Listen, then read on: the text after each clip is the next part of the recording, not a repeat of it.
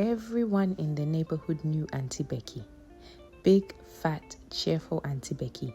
A walking carnival of gossip, jollof rice, and waist-wrapping fabric.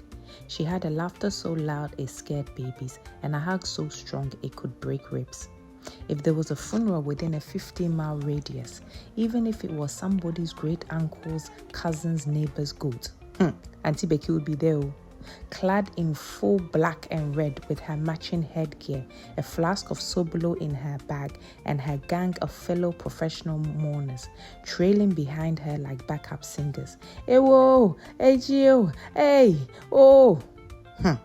Becky was a housewife and a mother of 4, living comfortably in a 3-bedroom in Dansuman. Her husband, Uncle Joe, lived in the United States and visited once a year.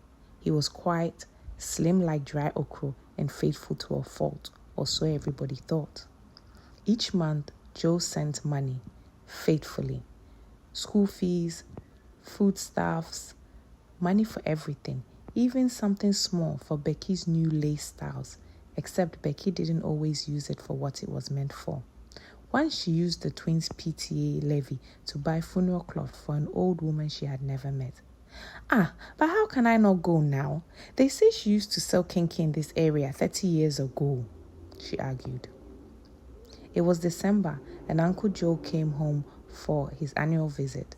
The house was painted, the children's uniformed iron crisp, and Becky had made her famous light soup. But she had one dilemma. There was a big funeral in Abri that weekend. A former church elder's cousin's friend's mother. A huge one. And Becky and her crew had already sewn their kaba and slito. It was trending. When Becky mentioned the funeral, Joe frowned. But you just came from one last weekend. This one is different, she insisted. It's the biggest funeral of the year. I said you are not going, Becky.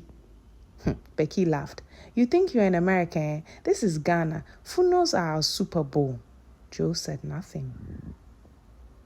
Will Auntie Becky go to the funeral? Will Joe just say nothing as usual? What is going to happen? Follow for part 2. Like, comment, and share. This one has a twist.